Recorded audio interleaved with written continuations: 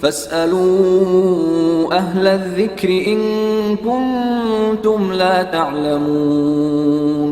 سامعین محترم، گزشتہ خطبات سے صحابہ کرام رضوان اللہ علیہ مجمعین کے عمومی فضائل اور دین اسلام میں ان کی اہمیت، اور پھر بالخصوص شیخین حضرت ابو بکر صدیق رضی اللہ تعالی عنہ اور حضرت عمر بن خطاب رضی اللہ تعالی عنہ کے فضائل، مناقب، ان کی زندگی کے جستہ جستہ اور چیدہ چیدہ واقعات جو ہیں وہ آپ سماعت فرما چکے ہیں۔ آج کے خطبہ جمعہ میں جس جلیل القدر عظیم المرتبت ہستی اور شخصیت کا ذکر ہونے جا رہا ہے، ان کا نام ہے عثمان بن عفان رضی اللہ تعالی عنہ۔ حضرت عثمان رضی اللہ تعالی عنہ، تمام مسلمان یہ بات جانتے ہیں کہ وہ تیسرے خلیفہ ہیں،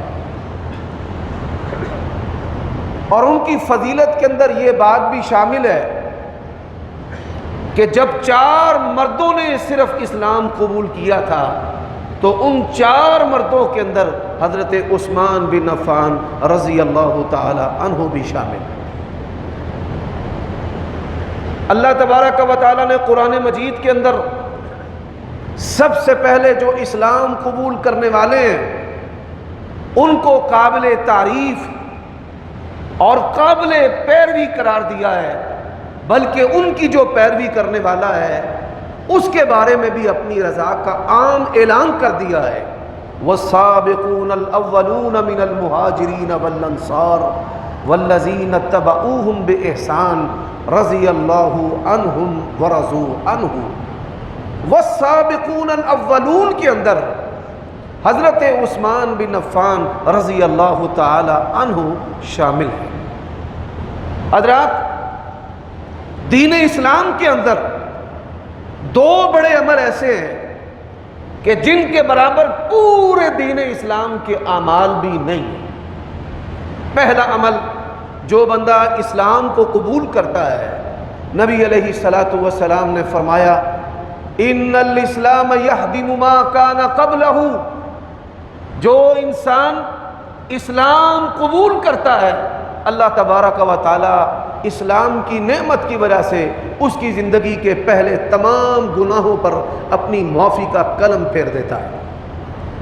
حضرات، دوسرا بڑا جو عمل ہے، ان الہجرۃ تہدم ما کان قبلہ، وہ اللہ تبارک و تعالیٰ کے لیے ہجرت کرنا ہے۔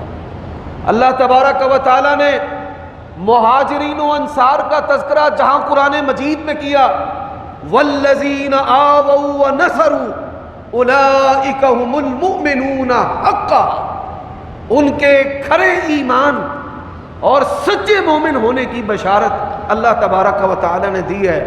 حضرت عثمان بن عفان رضی اللہ تعالی عنہ ان افراد کے اندر شامل ہیں کہ اللہ تبارک و تعالی نے جن کو 2 مرتبہ اپنی راہ میں ہجرت کرنے کی توفیق دی ہے۔ بلکہ نبی علیہ الصلوۃ والسلام نے فرمایا، لوط علیہ الصلوۃ والسلام کے بعد یہ عثمان بن عفان وہ ہستی ہیں کہ جنہوں نے اپنی زوجہ محترمہ کے ساتھ 2 ہجرتیں کی ہیں، ایک ہجرت حبشہ ہے اور ایک ہجرت مدینہ ہے۔ اب ہجرت کا عمل اتنا بڑا عمل ہے کہ اللہ تبارک و تعالی ہجرت کرنے والے کو بھی دین اسلام قبول کرنے کے برابر اجر و ثواب عطا کرتا ہے۔ اور یہاں پر میں یہ بات کہنا چاہتا ہوں، پاکستان لا الہ الا اللہ کے نام پر بنا ہے اور آج اس کو بنے ہوئے 70 سال ہو چکے ہیں۔ لوگوں نے لا الہ الا اللہ کے لیے ہجرتیں کی ہیں، کسی نے بنگال کی طرف، مشرقی پاکستان کی طرف، اور کسی نے مغربی پاکستان ہمارے اس خطہ کی طرف اپنے گھر بار کو چھوڑا، بھری ہوئی لاکھوں مالیت کی دکانوں کو چھوڑا، جائیدادوں اور زمینوں کو چھوڑا، اپنی بیٹیوں کو، اپنی اولادوں کو کافروں کے ہاتھوں قتل ہوتے اپنی آنکھوں سے دیکھا ہے، اپنی عزتوں کو بچانے کے لیے اپنی بیٹیوں کو زندہ درگور تک کیا گیا، لیکن لا الہ الا اللہ کے لیے ہجرت کرنے کے بعد 70 سالوں میں ہمیں لا الہ الا اللہ مسجد سے لے کر عام گلی محلے مکان تک بھی نظر نہیں آیا۔ عدالتوں میں ہونا تو بڑی دور کی بات ہے، پارلیمنٹ کے اندر لا الہ الا اللہ ہونا تو بڑی دور کی بات ہے، زبان سے کہہ بھی دیا لا الہ تو کیا حاصل، دل و نگاہ مسلمان نہیں تو کچھ بھی نہیں۔ ہمیں تو آج اپنی ہستیوں اور اپنی ذات پر بھی لا الہ الا اللہ جو ہے وہ نظر نہیں آ رہا۔ حضرات، کسی کا کوئی پیارا قتل ہو جاتا ہے، اسے انصاف حاصل کرنے کے لیے اپنی زندگی سے ہاتھ دھونے پڑتے ہیں، اپنی جائیداد جو ہے وہ ججوں اور وکیلوں کو کھلانا پڑتی ہے، اور پھر بھی اس کو اپنے جوان بیٹے کے قاتلوں کو اپنی زندگی کے اندر تختہ دار پہ پھندے اور پھانسی پہ جھولنا جو ہے وہ نظر نہیں آتا۔ یہاں لوگوں کی بیٹیوں کی عزتوں کے ساتھ کھلواڑ کیا جا رہا ہے۔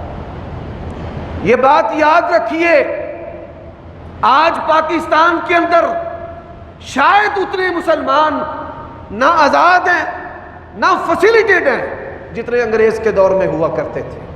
یہ بڑی معذرت کے ساتھ مجھے باتیں کرنا پڑ رہی ہیں کہ انڈیا کے اندر رہنے والے مسلمان جو ہیں وہ جب ہمیں پوچھتے ہیں کہ آپ کو آزادی کے نام پر کیا ملا ہے، تو جو پاکستان پر موجودہ حالات گزر رہے ہیں، ہر خاص و عام پریشان ہے، ہر بے دین اور دیندار پریشان ہے، ہر نمازی اور بے نمازی پریشان ہے، ہر شخص، وہ امیر ہے وہ غریب ہے وہ پریشان ہے کہ اس ملک کا اور ہمارا اور ہمارے اداروں کا کوئی بھی والی وارث جو ہے وہ نظر نہیں آ رہا۔ میرے بھائیوں دوستوں، اب جو کفار ہیں وہ کیا چاہتے ہیں؟ انہوں نے ان تمام چیزوں کے سامنے روک لگا دی ہے۔ اگر آپ ان چیزوں کی بات بھی کریں گے تو آپ کو دہشت گرد سمجھا جائے گا کہ جن چیزوں کے ساتھ اسلام کی خوشبو دنیا میں پھیلی اور لوگ گروہ در گروہ، علاقوں کے علاقے، صوبوں کے صوبے جو ہیں وہ دار اسلام کے اندر داخل ہوئے ہیں، انہوں نے سب سے پہلے جو اسلام کی سزائیں ہیں، حدود ہیں، ان کے سامنے رکاوٹ لگا دی ہے کہ آپ حدود اللہ کے نفاذ کا مطالبہ نہیں کر سکتے۔ اسلام صرف عبادات کرنے کا نام نہیں ہے کہ آپ نمازیں پڑھیں، نمازیں تو لوگ امریکہ کے اندر بھی پڑھ رہے ہیں، جاپان کے اندر بھی پڑھ رہے ہیں، انڈیا کے اندر بھی پڑھ رہے ہیں۔ نمازیں پڑھنے کا نام صرف اسلام نہیں ہے، زکوٰۃ دینے کا نہیں ہے، حج جو ہے وہ دنیا کے تمام ملکوں سے مسلمان کر رہے ہیں، روزے رکھ رہے ہیں۔ کافر جو ہیں وہ اسلام کے مقابلہ میں ایک قوت کس وجہ سے ہیں؟ وہ اس وجہ سے ہے کہ زمین پر اسلام کی جو سزائیں اور حدود اللہ ہیں ان کا نفاذ نہیں ہونا چاہیے۔ آج کے اس گئے گزرے دور میں جو لوگ عرب ممالک کے اندر کاروبار کے لیے یا سعودی عرب کے اندر حج عمرہ کے لیے جانے والے ہیں، اگرچہ بڑی ڈھیل اور چھوٹ ہے لیکن دور دور تک آپ کو پولیس والے نظر نہیں آتے، اور اگر آتے ہیں تو اسلحہ کے بغیر نظر آتے ہیں، اور جب وہ اشارہ کرتے ہیں ان کے ہاتھ کے اشارے کو یوں سمجھا جاتا ہے جیسے وقت کے بادشاہ نے اشارہ کر دیا ہے۔ اس کا سبب کیا ہے؟ کہ وہاں قانون کا نفاذ ہے، وہاں ان ملکوں کے اندر جو غریب کھاتا ہے وہی امیر کھاتا ہے۔ ہمارے ملکوں میں امیروں اور غریبوں کی خوراک کے اندر بھی فرق ہے۔ غریب جو کھاتا ہے وہ اتنا ملاوٹ زدہ ہے کہ اس کے ساتھ سینکڑوں بیماریاں جو ہیں وہ پیدا ہوتی ہیں، اور یہ مافیا ہے، اور اس مافیا کے سامنے ہماری جو حکومت ہے وہ بھی بے بس ہے۔ بے بس کیوں ہوتے ہیں؟ کہ جب رشوت کے لیے پیسے اٹھاتے ہیں اس کے بعد جو نظام ہے وہ بے بس ہو جاتا ہے۔ خلفائے راشدین کی زندگی کو بیان کرنے کا مقصد یہاں تمام طبقات کے افراد آتے ہیں، آپ کے دل کو کھٹکھٹانا ہے کہ آج پوری دنیا کا جو کفر ہے آپ کو عبادات سے نہیں روکتا۔ روکتے کس بات سے ہیں؟ کہ زمین پر اللہ تعالیٰ کا جو نظام ہے وہ قائم نہیں ہونا چاہیے۔ اگر زمین پر اللہ تعالیٰ کا نظام قائم ہو گیا تو دنیا کو پتہ چل جائے گا امن کا فارمولہ اسلام کے پاس ہے اور کسی کے پاس نہیں ہے۔ لیکن آج دیکھیے ہم مسلمان ہیں، ہمارے بچوں کے ساتھ اور ہماری بچیوں کے ساتھ کیا ہو رہا ہے۔ قانون ہمارا ہے، ہم اپنے قانون کے مطابق پاکستان کے اندر زندگی بسر نہیں کر سکتے۔ آپ ظلم دیکھ لیں۔ اس لیے جو بندہ بھی، جو جماعت بھی اسلامی سزاؤں کے نفاذ کی عملی طور پر بات کرے گی، اس کو دہشت گرد تصور کیا جائے گا، اس کو کہیں گے کہ یہ بنیاد پرست ہیں، یہ تشدد پسند ہے۔ اور پوری دنیا کا جو میڈیا اور کفر ہے، وہ الیکٹرانک ہے، وہ پرنٹڈ ہے، وہ ان کے ایجنٹ ہیں جو مسلمانوں کے جسموں میں شیطانی دل رکھنے والے ہیں، وہ سب کے ثواب کے خلاف ہو جائیں گے۔ پہلی بات۔ دوسری بات، جو اسلامی معیشت ہے، پوری دنیا کے جو کفار ہیں وہ یہ چاہتے ہیں کہ اسلامی جو معیشت ہے وہ کسی بھی دنیا کے علاقے کے اندر، مسلمان ملک اور کسی معاشرے کے اندر نہ چلے، نہ لگے۔ آج ہمارا بینکنگ کا نظام، نام جو ہیں بینکوں نے ہمیں بیوقوف بنانے کے لیے اسلامی رکھے ہوئے ہیں۔ فلاں Islamic banking, Dubai Islamic banking, فلاں اسلامک بینکنگ، نام مسلمان والا ہے۔ جیسے گزشتہ دور میں ترکی کا ایک حاکم گزرا ہے، نام اس کا مسلمانوں والا ہے، لیکن جب تک وہ زندہ رہا ہے وہ اسلام کے سامنے باڑے لگاتا رہا ہے اور کفر کے لیے جو ہے وہ رستے کھولتا رہا ہے۔ میں نام نہیں لینا چاہتا حضرات، اور نام کتنا پیارا ہے۔ نبی علیہ الصلوۃ والسلام کے نام کا ایک حصہ اس کے نام میں شامل ہے، مصطفیٰ، اور کام اس نے کیے ہیں سارے کافروں والے، اور اتنی گندگی پھیلا دی گئی ہے کہ شاید کئی نسلیں اس کی گندگی کو صاف کرتے ہوئے گزر جائیں دنیا سے۔ اب اسی طرح بینکنگ، یہ بینکاری کا جو نظام ہے، معیشت کا جو نظام ہے، اسلامی نظام ایسا نظام ہے کم خرچ اور بالا نشین۔ ریاست جو ہے، نبی علیہ الصلوۃ والسلام جب دنیا سے گئے، آپ ایسے اسلامی سربراہ ہیں، آپ کی ریاست مضبوط تھی، مالدار تھی، بیت المال کے اندر سونے اور چاندی کے ڈھیر تھے، لیکن قربان جائیں ہم اپنے نبی پر، اپنی ذات کی بات ہے تو اللہ کے نبی نے قرضہ دینا تھا۔ اسلامک ریاست کا سربراہ دنیا سے مقروض جا رہا ہے، اور جو ریاست ہے وہ مالدار چھوڑ کر جا رہا ہے۔ حضرات عمر بن خطاب ہیں، دنیا سے غریب گئے ہیں، ریاست کو مالدار چھوڑ کر گئے ہیں۔ عثمان بن عفان ہیں، ایسا صحابی ہے مالدار، سب سے زیادہ نبی علیہ الصلوۃ والسلام نے اپنی زبان اقدس کو، نبی علیہ الصلوۃ والسلام نے اپنی زبان اقدس کے ساتھ جس عظیم ہستی کو جنت کی بشارت دی ہے وہ حضرت عثمان بن عفان ہے۔ علماء نے کہا ہے کہ 50 سے زائد مرتبہ عہد نبوی میں اللہ کے نبی علیہ الصلوۃ والسلام نے حضرت عثمان کو مختلف موقعوں پر کہا ہے عثمان فی الجنہ، عثمان جو ہے وہ جنتی ہے۔ اس کا سبب، وجہ کیا ہے؟ حضرات، اگر مسلمانوں کے پاس پینے کے لیے کنواں نہیں ہے، میں یہاں کسی ایک سیاسی پارٹی کی بات نہیں کرنا چاہتا، آج جو لوگ ہمارے سیاستدان رہ چکے ہیں، کروڑوں، یہ کروڑوں کا لفظ ہی چھوٹا ہے، اربوں کا لفظ چھوٹا ہے، اتنی ان کے پاس مال و دولت ہے۔ ہمارے ٹیکسوں کے ساتھ، ہمارے چندوں کے ساتھ تو چیزیں بناتے ہیں، لیکن اپنے اثاثے اور اپنے مال کے ساتھ انہوں نے کبھی بھی ریاست کے کسی طبقے کو سہولت نہیں دی ہے۔ پاکستان کی 70 سالہ تاریخ گواہ ہے۔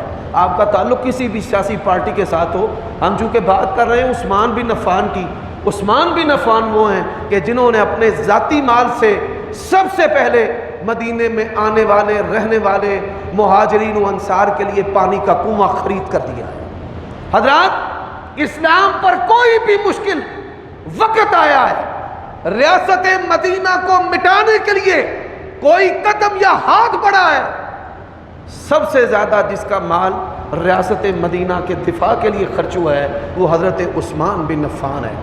اور جب غزوہ تبوک کے بعد نبی علیہ الصلوۃ والسلام نے اقدامی جہاد شروع کیا، اقدامی جہاد، تو اقدامی جہاد میں جو غزوہ تبوک ہے سب سے بڑھ کر جو لشکر کی تیاری کی گئی ہے، پورے لشکر کی تیاری میں سے 1/3 جو ہے وہ حصہ کس نے دیا ہے؟ عثمان بن عفان رضی اللہ تعالی عنہ نے، کہ نبی علیہ الصلوۃ والسلام نے فرمایا ما ذر عثمان ما عمل بعد اليوم، آج کے بعد عثمان کوئی بھی عمل نہ کرے، نیک عمل نہ کرے، اس کی نیکیاں اتنی ہیں، اس کی آخرت کو کسی قسم کا نقصان نہیں ہو سکتا۔ ہمارے ملک کے اندر آپ دیکھیں ٹیکسز جو ہیں وہ لیے جا رہے ہیں، جو یتیم ہیں ان کے گھروں پر میٹر لگا ہوا ہے۔ اللہ کے نبی علیہ السلام نے فرمایا یتیم کی پرستش ہو، اس کی پرورش کرنے والا، دیکھ بھال کرنے والا، فرمایا جنت کے اندر اس طرح میرے ساتھ ہوگا جس طرح یہ 2 انگلیاں ملی ہوئی۔ کیا ہماری کسی حکومت نے کبھی کسی یتیم کو فیسلٹی دی ہے؟ بیوہ جو ہے آج سسکیاں لیتی ہوئی باپردہ عورت جو ہے وہ بھی مجبور ہے لوگوں کے سامنے ہاتھ پھیلانے پر، اپنے پردے سے وہ باہر نکلے، وہ بھی رو رہی ہے۔ کیوں رو رہی ہے؟ کہ اللہ کے نبی علیہ السلام نے فرمایا بیوہ کے لیے بھاگ دوڑ کرنے والا اس طرح ہے جس طرح میدان جہاد کے اندر کوئی بندہ میرے ساتھ مل کر جہاد کرنے والا ہے۔ تو یہ جو ٹیکسوں کا نظام ہے، ہماری حکومت نے، حاکم وقت نے نہ کسی بیوہ کو معافی دی ہے اور نہ کسی یتیم کو معافی دی ہے۔ حضرات، میں یہ بات کر رہا تھا کہ کافروں نے حدود اللہ کے سامنے رکاوٹیں کھڑی کی ہیں اور اس کو وہ برداشت نہیں کرتے۔ مصر سے لے کر پاکستان تک جہاں پر بھی دنیا مسلمان بستے ہیں اور ان کے پاس ہتھیاروں کی بڑی قوت ہے، لیکن وہ حدود کی، اسلامی سزاؤں کی بات نہیں کر سکتے۔ اسی طرح وہ اسلامی معیشت کی بات نہیں کر سکتے۔ حضرات، اسی طرح جو اسلامی ثقافت ہے آپ اس کی بات نہیں کر سکتے۔ اسلامی تہذیب و تمدن ہے، یہ یونیورسٹیاں ہیں، ان کے اندر علوم تو ہیں، ایمان نہیں ہے۔ حضرات، ان کے اندر ڈگریاں تو ہیں، حیا نہیں ہے۔ اور آپ دیکھیے کہ آج پوری دنیا میں کافر جو ہے وہ مسلمان عورت کے پردے کو برداشت کرنے کے لیے تیار نہیں۔ سکھوں کی داڑھیوں کو ویلکم کیا جاتا ہے اور مسلمانوں کی داڑھیوں اور ان کے حلیے کے ساتھ جو ہے وہ نفرت کی جاتی ہے۔ وَمَا نَقَمُوا مِنْهُمْ إِلَّا أَن يُؤْمِنُوا بِاللَّهِ الْعَزِيزِ الْحَمِيدِ۔ اور یہ بات یاد رکھیے، ان حالات کے اندر 2 قسم کے طبقے ہیں، جو کافروں کے بلا فیس ایجنٹ ہیں، ان کے ممد و معاون ہیں۔ ایک فکر خوارج ہے، طالبان کی سوچ ہے کہ لوگ جو ہیں اس سے ڈرتے اور خائف ہوتے ہیں، اور دوسری طرف جو ماڈریٹ اسلام ہے، روشن خیالی کے علمبردار، کہ جو کہتے ہیں کہ نہیں پردہ اور کہاں لکھا ہے شراب حرام ہے۔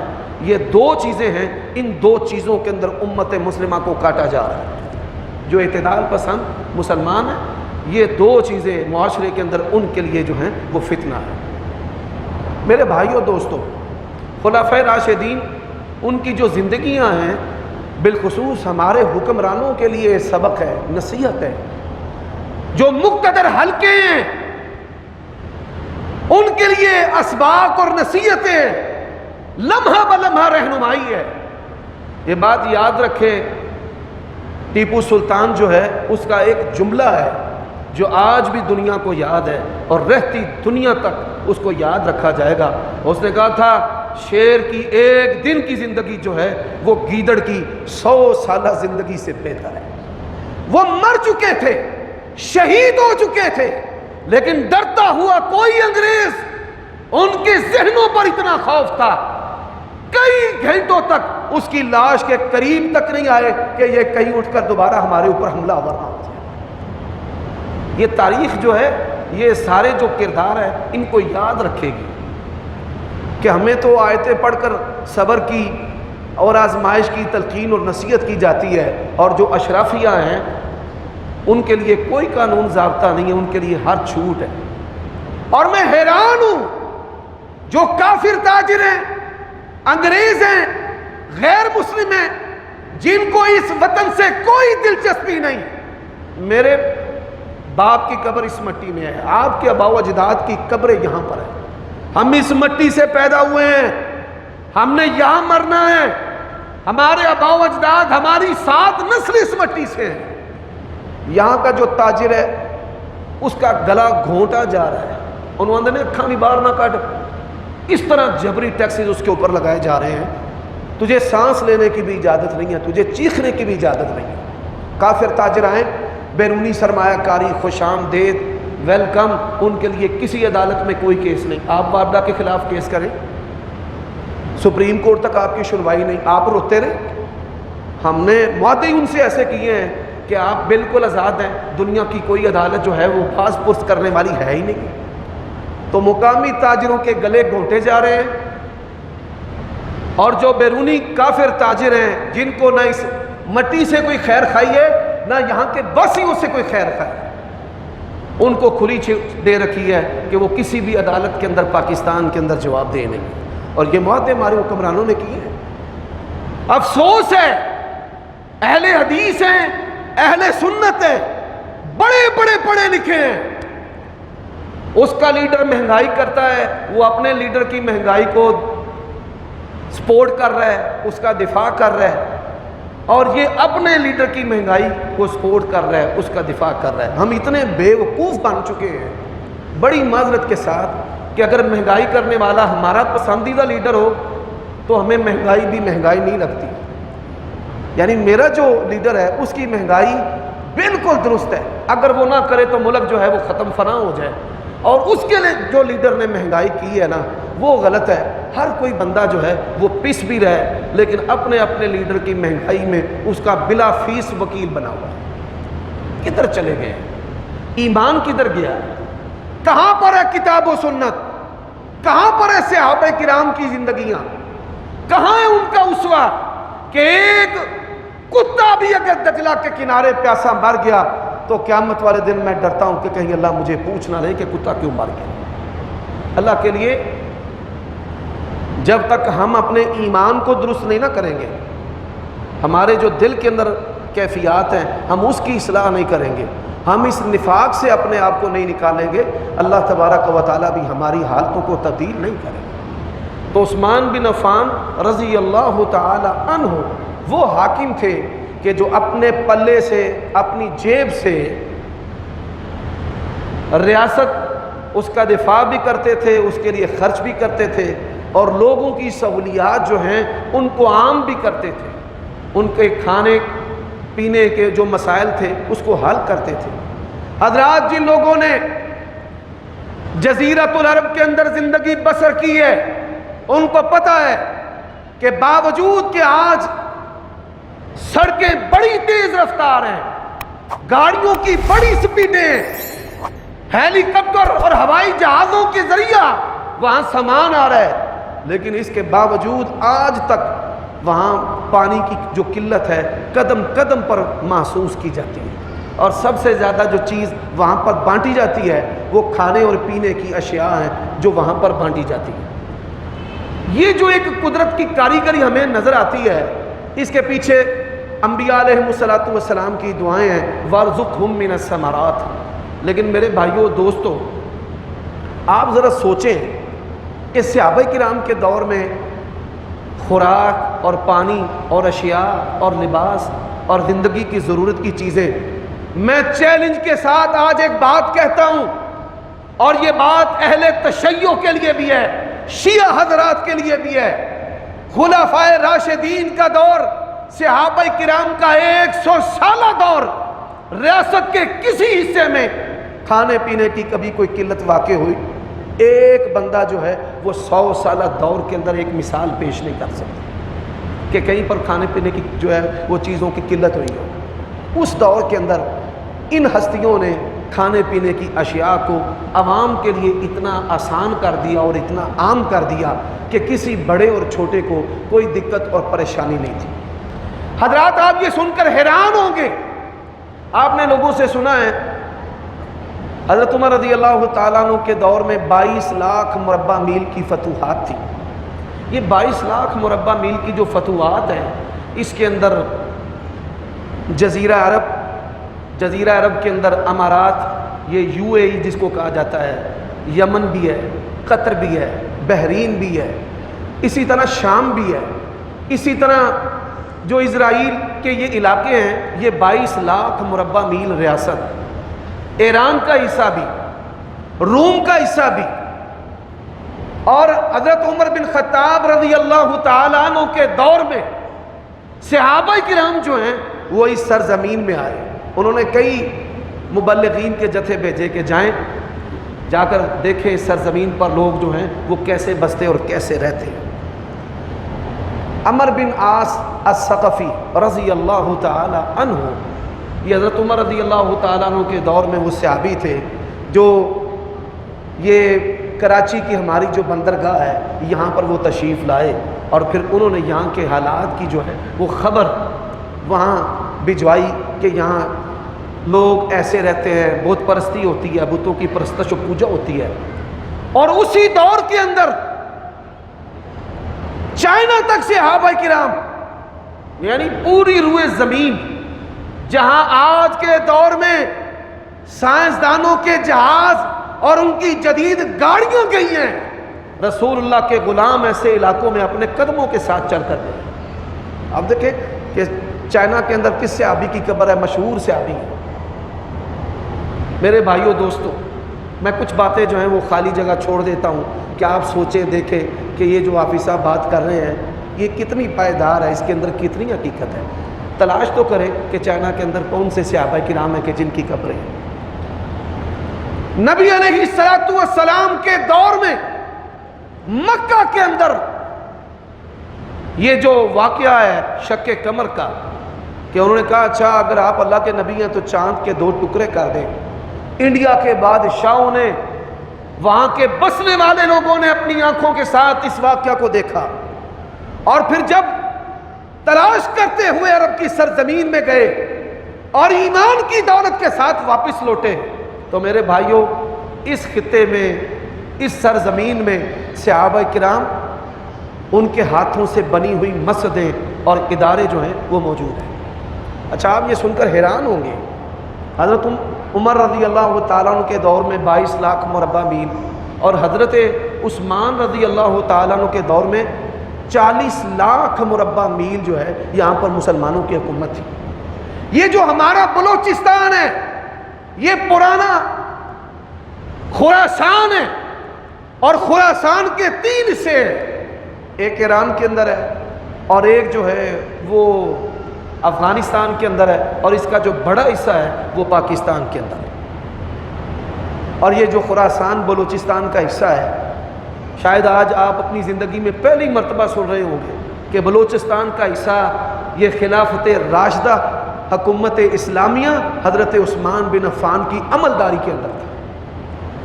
یہ باتیں ہم سے چھپائی گئی ہیں. یہ جو معاشرتی علوم ہیں، ہندوؤں کے بتوں کا تو اس میں تذکرہ کیا جاتا ہے، لیکن کسی بد نصیب نے آج تک یہ نہیں بتایا کہ پاکستان کی جو ریاست بلوچستان ہے، سندھ کا جو حصہ ہے، یہ نبی علیہ السلام، آپ صلی اللہ علیہ وسلم کے صحابہ خلفائے راشدین، ان کی ریاست کا جو ہے وہ باقاعدہ طور پر حصہ تھا. انہوں نے کیوں نہیں کیا کہ وہ نعوذ باللہ بتا سکے کہ صحابہ کرام جو ہیں وہ تو کوئی بڑے اجاڑ قسم کے لوگ تھے جن کا تہذیب سے، جدت سے، ٹیکنالوجی کے ساتھ کوئی دور کا تعلق واسطہ بھی نہیں تھا. جو لوگ آج بھی سمندروں میں سفر کرتے ہیں، جس طرح حضرت عمر رضی اللہ تعالیٰ عنہ سے عالی معاشرتی قوانین لیے گئے بچوں اور بوڑھوں کے بارے میں، میاں بیوی کے تعلقات کے بارے میں، آج بھی فوج کے اندر یہاں پر فوج کے بڑے سارے ملازمین ریٹائر جو ہیں وہ خطبہ کو سنتے ہیں. میں یہ بات بطور چیلنج کے کہتا ہوں، عمر بن خطاب سے پہلے دنیا کی کسی فوج میں چھٹی کا کوئی تصور، مرتب نظام نہیں تھا. یہ انہوں نے نظام جو ہے مرتب کیا کہ معاشرے کی مختلف عورتوں سے مشورہ لیا گیا اپنی بیویوں کے توسط سے کہ آدمی جو ہے وہ اپنی بیوی سے کتنی دیر دور رہ سکے، عورت جو ہے وہ کتنا اس کو برداشت کر سکتی ہے. تو یہ چیز اس کو بنیاد بناتے ہوئے عمر بن خطاب رضی اللہ تعالیٰ عنہ نے ایک جدول، ایک شیڈول جو ہے وہ فوج کے اندر چھٹی کا مرتب کیا، جو اس دور سے لے کر آج تک دنیا کی تمام افواج جو ہیں اس کو فالو کرتے ہیں۔ حضرات اسی طرح حضرت عثمان رضی اللہ تعالیٰ عنہ کے دور میں آپ یہ سن کر حیران ہوں گے، آج جو بڑے بڑے بحری بیڑے جو ہیں، اللہ کے نبی علیہ السلام نے فرمایا کہ میں نے اپنی امت کے افراد کو بحری بیڑوں کے اندر لڑتے ہوئے غزوہ کرتے دیکھا ہے خواب کے اندر، اور میں نے دیکھا ہے بادشاہوں کی طرح میری امت کے افراد تختوں کے اوپر بیٹھے ہوئے ہیں۔ یہ حضرت عثمان بن عفان ہیں کہ جن کے دور کے اندر پہلا جو ہے وہ اسلامی بیڑا اس کو تیار کیا گیا۔ اس کا آغاز عمر بن خطاب کے دور میں ہوا اور عملی طور پر اس کو جو ایکٹیو کیا گیا ہے وہ حضرت عثمان بن عفان کے دور میں۔ اور حضرت عثمان اور حضرت معاویہ سمندروں کے سفر کے حوالے سے انہوں نے مسلمان جو سائنسدان علماء ہیں ان کی رہنمائی کے ساتھ ایسی چیزیں وضع کی ہیں، جدید سائنس ہونے کے باوجود بھی آج جو قطب شمالی ہے اس کو سمت قرار دے کر جو سفر کیا جاتا ہے سمندروں کے اندر، اور پھر سمندروں کی گہرائی کو ماپنے اور ناپنے کا آلہ، اور کتنی چیز گہری اور کتنی دیر میں وہ سمندر کی تہہ میں پہنچتی ہے، یہ ساری جو چیزیں ہیں یہ خلفائے راشدین اور حضرت عثمان بن عفان کے دور میں امت کو نہیں انسانوں کو دی گئی۔ حضرات اب میں آخر میں چند باتیں ان کے فضائل کے حوالے سے بھی ذکر کرنا چاہتا ہوں۔ نبی علیہ السلام احد پہاڑ پر کھڑے تھے، یہ حدیث جو ہے میں 2 مرتبہ پہلے بھی سنا چکا ہوں، اور پہاڑ جو ہے اس نے حرکت کرنا شروع کر دی۔ فرمایا اس وقت آپ نے اپنی ایڑی ماری اور کہا جم جا، ٹھہر جا، علیک نبی اللہ، تجھے نہیں پتا کہ تیرے اوپر اللہ کے نبی ہیں، وہ صدیق، اور ایک صدیق ہے ابو بکر، وہ شہیدانی، اور 2 جو ہیں وہ شہید ہیں، ایک عمر بن خطاب رضی اللہ تعالی عنہ اور ایک عثمان بن عفان رضی اللہ تعالی عنہ۔ حضرات حضرت ابو موسیٰ الاشعری رضی اللہ تعالی عنہ بڑے جلیل القدر سے صحابی ہیں، رسول اللہ کی مجلس میں ان کو ناموری حاصل تھی۔ فرماتے ہیں ایک جگہ پر میں اللہ کے نبی کا دربان بنا، دروازے پر دستک ہوئی، اللہ کے نبی علیہ السلام سے میں نے پوچھا دروازہ کھول دوں؟ فرمایا کھول دے اور آنے والے کو جنت کی بشارت دے دے۔ ابھی تو انہوں نے دیکھا ہی نہیں تھا کون ہے، فرمایا کھول بھی دے اور آنے والے کو جنت کی بشارت دے دے۔ فرماتے دروازہ کھولا تو وہ ابو بکر تھے، میں نے کہا ابو بکر تجھے مبارک ہو، رسول اللہ نے آگ کو جنت کی بشارت دی۔ ابو بکر اندر آ گئے، دروازہ بند ہو گیا، دروازے پر پھر دستک ہوئی، یا رسول اللہ دروازہ کھولوں دیکھوں کون ہے؟ فرمایا کھول اور آنے والے کو جنت کی بشارت دے دے۔ فرماتے ہیں میں نے دروازہ کھولا تو وہ عمر بن خطاب تھے، وہ بھی اندر آ گئے۔ تھوڑی دیر کے بعد دروازے پر پھر دستک ہوئی، یا رسول اللہ دیکھوں دروازہ کھولوں؟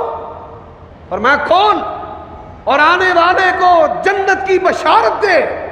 فرماتے ہیں میں نے جب دروازہ کھولا تو وہ حضرت عثمان بن عفان رضی اللہ عنہ اور سید عائشہ ام المؤمنین بیان کرتی ہیں، نبی علیہ السلام اپنے گھر میں بیٹھے ہوئے تھے، میرے بابا ابو بکر آئے، دروازے پر دستک دی، کون ہے جی؟ ابو بکر ہیں، دروازہ کھول دو، وہ بھی آ گئے۔ عمر بن خطاب آئے، دروازہ کھول دیا گیا، اللہ کے نبی جس حالت میں بیٹھے تھے بیٹھے رہے،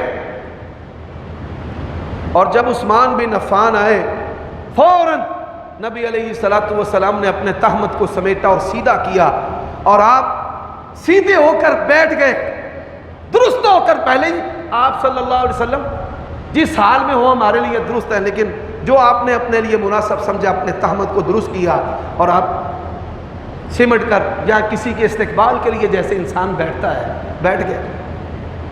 میرے بھائیو دوستو، سبحان اللہ، حضرت عثمان آئے، پوچھا گیا یا رسول اللہ ابو بکر آئے آپ ویسے کے ویسے بیٹھے رہے، عمر بن خطاب آئے ویسے کے ویسے بیٹھے رہے، عثمان آئے تو آپ سمٹ کر بیٹھ گئے۔ فرمایا میں اس بندے کی حیا کیوں نہ کروں کہ جس کی حیا آسمان کے فرشتے کرتے ہیں۔ اس حدیث سے یہ مسئلہ بھی معلوم ہوتا ہے کہ اپنے داماد کو عزت دینا جو ہے یہ بھی رسول اللہ صلی اللہ علیہ وسلم کی سنت ہے. جڑے آندے نا بھائی اساں دھی دے دیتی ہے جدو مرضی ہن آؤ جاؤ اساں تانوں پھٹے منہ بھی نہیں پوچھنا، یہ کوئی اسلام نہیں ہے. ان کو جوانیوں کو عزت دینا ہمارے نبی کا، پیارے نبی کا اسوہ اور طریقہ ہے. ہمیں یہ بھی ان کی زندگی سے ملتا ہے. حضرات صحابہ کرام کہتے ہیں اللہ کے نبی نے کہا، کیا کہا؟ جامع ترمذی کے اندر حدیث ہے، سبحان اللہ. رسول اللہ نے کیا کہا؟ فرمایا ابو بکر فی الجنہ، عمر فی الجنہ، عثمان فی الجنہ، علی فی الجنہ، طلحہ فی الجنہ، زبیر فی الجنہ، سعد فی الجنہ، سعید فی الجنہ، اور عبد الرحمن بن عوف فی الجنہ، ابو عبیدہ بن جراح. ان کو، ان 10 صحابہ کو، عشرہ کا معنی ہوتا ہے 10. آج اپنے بچوں کو پوچھیں عشرہ مبشرہ کسے کہتے ہیں؟ میں اوروں کی بات نہیں کرتا، اہل حدیثوں کے بچوں کو نہیں پتا کن کو کہتے ہیں. یہ پہلی صف کے نمازیوں کو نہیں پتا، سارا دن بابے موبائل جو ہے وہ پھیرتے رہتے ہیں، ان کو نہیں پتا. صحابہ کا عقیدہ ہے عشرہ مبشرہ کا، ان کو یاد کرنا جو ہے ایمان کے لیے ضروری ہے. 10 صحابہ، عشرہ 10 مبشرہ جن کو جنت کی بشارت دی گئی ہے، ان میں پہلے ابو بکر ہیں، پھر عمر ہیں، پھر عثمان ہیں، پھر علی ہے. ان کی خلافت بھی اس ترتیب سے ہے اور ان کی فضیلت بھی اس ترتیب سے ہے. یہ اہل سنہ کا ایک مسلمہ عقیدہ اور منہج ہے. اللہ اسی پر زندہ رکھے اور اسی پر موت نصیب فرمائے. وآخر دعوانا